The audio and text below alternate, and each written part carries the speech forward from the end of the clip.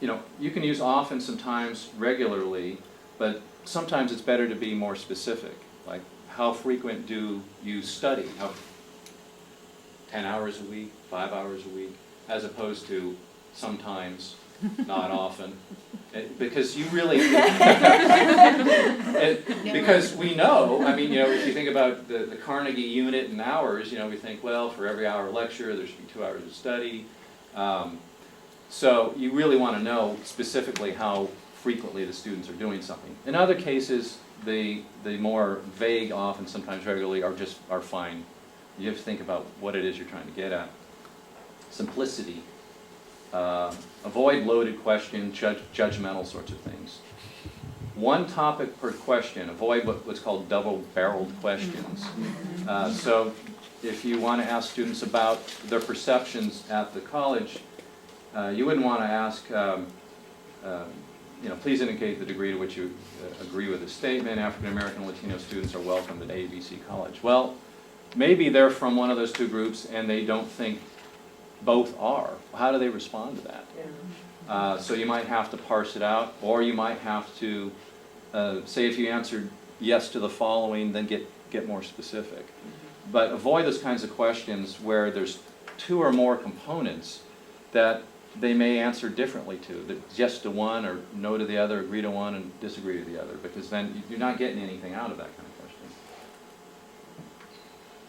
Time frames are important. In your experience at ABC College during the current school year, about how often, so you give a time frame there, so that you can get them to be very specific about when you're asking, where, and what.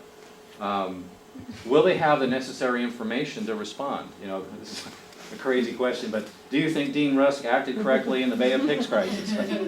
Who?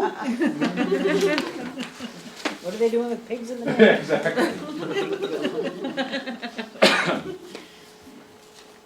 Okay, here's a big area: mutually exclusive and collectively exhaustive response options. So, avoid overlap of response choices. If you have age groups, don't say, are you in the 1 to 21, 21 to 35, 30, because you've got overlapping responses there. And then collectively exhaustive responses, if you're asking them to choose, say, how did you learn about this program? From a friend, on the website. You have everything there, and if you can't think of all the possible options that a student might respond to that, then put other. Because otherwise they're going to sit there, well, I don't see any of the right answers there. Avoid ambiguity. So the example here is, on a scale of 1 to 10, XYZ is popular with students now. Well, popular with whom? Which students? Avoid complex rankings. Limit to 4 or 5, because beyond that, for people to rank, it's too unwieldy. And then they're going to start giving you nonsense. They're just going to start checking things, and they're going to be mad. Like, I don't want to do this. This is why we have the crazy answers, right? Yeah. Like survey fatigue. There was a survey that asked, what kind of student activities would you like to see here? And people put and it was an open-ended question, so number one, they put ridiculous things down, striptease show, or just Pole crazy dancing, things. And we had like one of each. Right? There were no categories. There was no right. So we had 57 different activities, right. and there was really no way to make any sense of them. Mm-hmm. So yeah. Live and learn with those. Yeah. You might have residual categories like I don't know, I don't care, not applicable. Those aren't the same. So you'll want to keep them separate. Now when you analyze the data, you can collapse all those together. You can say the student, what percent responded to these, and then 30% responded to don't care or don't care, no, or not applicable. But you want to keep those distinct on your survey instrument because they are different. And then there's the question of forcing a response. So you might have strongly agree, neutral, disagree, strongly disagree. And so there's that question of, well, do I want them to agree or disagree? Do I want to force them, or do I want to let them opt out? And it's one of those ongoing questions that, we don't have a perfect answer for that, but there is research showing that in most cases, when you give the respondent an opportunity to opt out, You mean by saying neutral? yeah, Okay. that it doesn't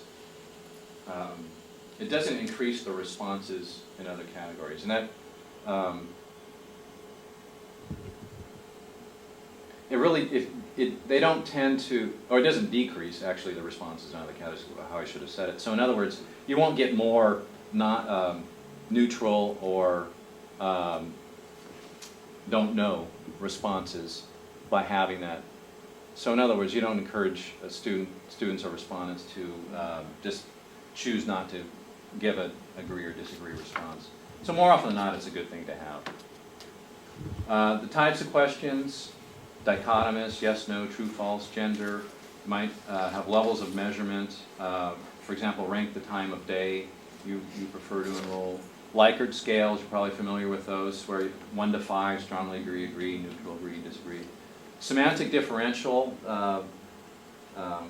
polar adjectives is what this is called, where you have a scale where we ask the students, and this is on the SESI instrument, you might ask students whether a particular, I don't know, service or experience ranges from very much useful, somewhat neither, somewhat useless, very much useless. So you have this range there, and you can actually get some pretty good data from those sorts of responses. Talked about filtering, yes, no, if yes. That way they can jump ahead and not spend time where they don't need to be. Gap analysis is very, very useful. The idea here is that you can ask 3 types of questions with a type of service, say academic advising, or experience or intervention. So here in this example with academic advising, you can ask students, how frequently do they get advising? Often, sometimes, rarely, never. They don't know. Maybe they don't know that they've been there. Then you ask their level of satisfaction. Very satisfied, somewhat, not at all. Not applicable. I highlighted that there in red because if you're asking them their satisfaction with a service that they never used, you need to give them that opportunity to say it's not applicable. And then how important is it? Very, somewhat, not at all. And then what this allows you to do is focus on those services or attributes where it's something that is sometimes or often used, important, but a low level of satisfaction. And Noel Levitz came out with this idea a long time ago. It's called gap analysis. And you can get some pretty, it helps you kind of identify those areas that you might want to focus on. And then the types of responses that you might see in surveys: very often, often, sometimes never, very frequently, frequently, occasionally, rarely, very, very rarely, never, very much, quite a bit, some, very little. Ranges, 1 to 4, 5 to 10. When you're doing ranges, think about what's meaningful. So for example, if you were going to ask students, how many hours a day do they spend texting? Well, you wouldn't say 1 to 2, 3 or more, because it's probably quite a bit more than 3, and so that doesn't give you very much information. Other kinds of responses: very likely, likely, somewhat likely, good, excellent, poor. So anyway, that was a quick overview of a lot of information. Probably time for a break.